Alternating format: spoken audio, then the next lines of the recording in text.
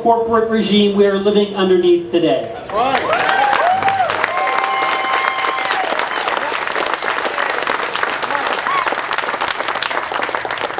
And I reached that conclusion, and it was a strong enough conclusion for me to put my life on hold for a year and run around on a quixotic mission to give out 50,000 copies of our founding documents while running for Congress against a 22-year Democratic incumbent in a district where I'm showing the flag of liberty, but let me tell you, we got a lot of problems here, right? We got a lot of barriers to progress. And we can start with just the way our districts, our legislative districts, are drawn here in North Carolina.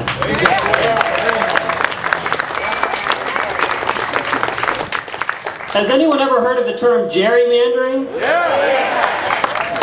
You know what happens when you have a district, whether it's for the U.S. Congress or the State House, where 50% of the registered voters in that district are of one party?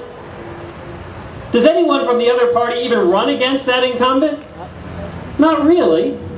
And as a result, the people who inhabit that district and the party that inhabits that district becomes absolutely complacent and unaccountable to the people that elected them. And that's one of the first things that I would encourage each and every one of you all here today to look into. Because when I read the Constitution, the thing that convicted me more than anything else was the realization that we don't have Republican problems. We don't have Democratic problems.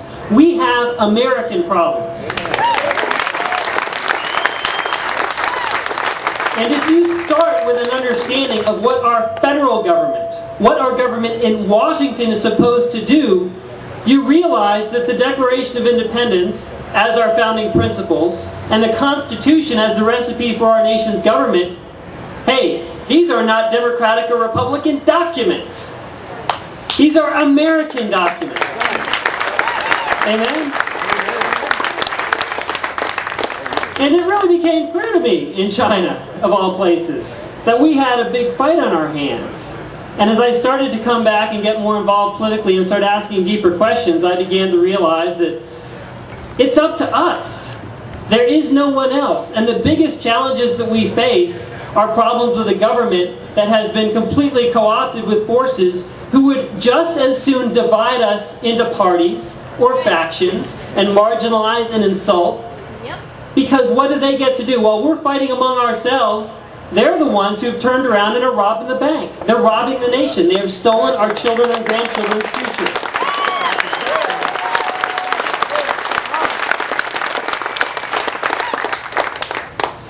So just to bring this back home, because I think that the things that we can do that have the most impact, that will have the most impact on our future, are local things. Things that are in our states, in our communities, in our towns, in our neighborhoods.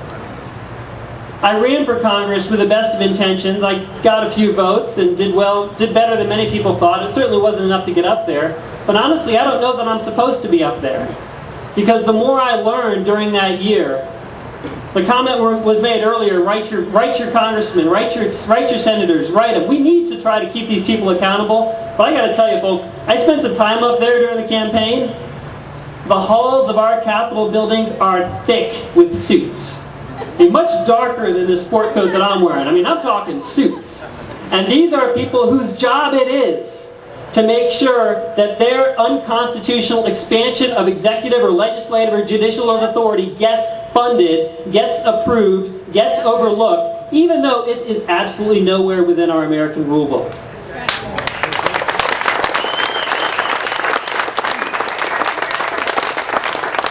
How do we compete with that? We have to fight a battle on all fronts. I've seen a sign out there for downsizedc.org. That's frankly one of my favorite organizations. Some of the core tenets of my campaign were very simple. You know what? It would be a great idea if Congress actually read the bills before they voted on them.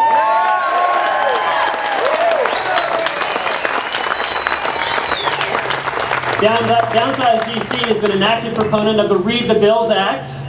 If I, as a doctor, decided to render diagnoses and bill you for services without even reading your EKG, you think that'd be okay?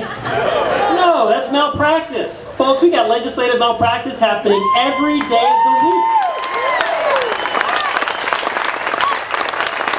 And again, it's not a Republican or a Democratic thing. right? Republican leadership, so-called Republican leadership, forced through the Patriot Act in the aftermath of 9/11, over 300 pages. Never read it. That's right. 300 pages. We need the outrage, and we need the outrage to be channeled against the actual enemy, which is not an enemy that wears a certain party mask. It's an enemy that seeks to hijack our government for its own interest, regardless of what the rules say. That's right.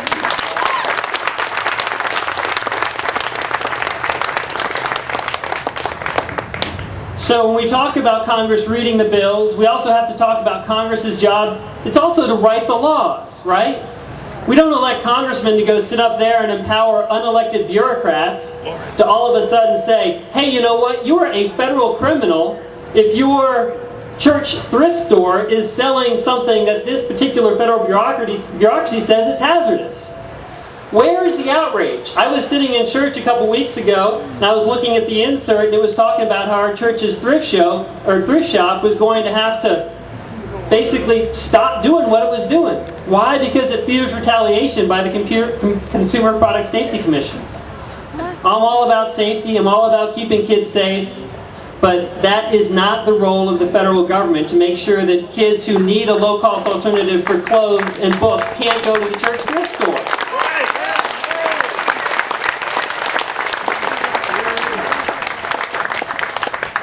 One of the problems I have is that I can kind of tend to go on about these issues, and we are on a schedule. It's hot out there, I respect that. But let me just close by talking briefly about two issues.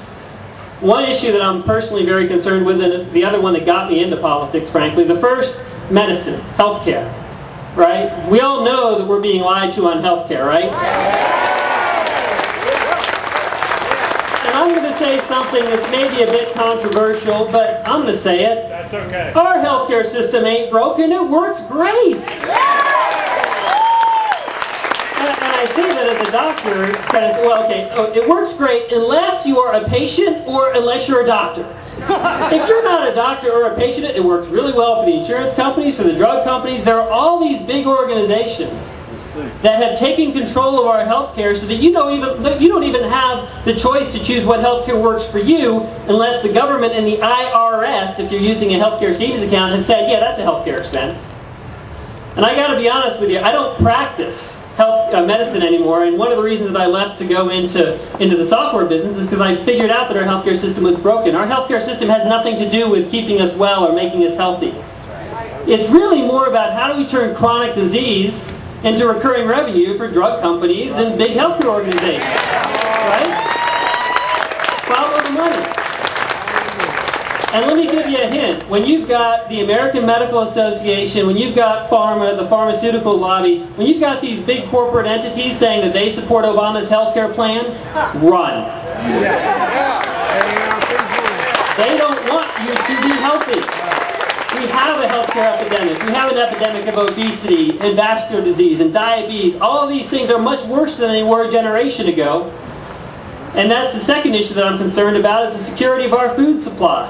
And the federal government and corporate interests in taking greater control over the very food that we eat. Because we've gotten to a point where legislation was passed just before recess, the well-meaning Food Safety Act of 2009, that will turn any one of you who wants to grow food and bring it to the farmer's market or a local CSA into a healthcare or into a agricultural producer to be regulated by the federal government.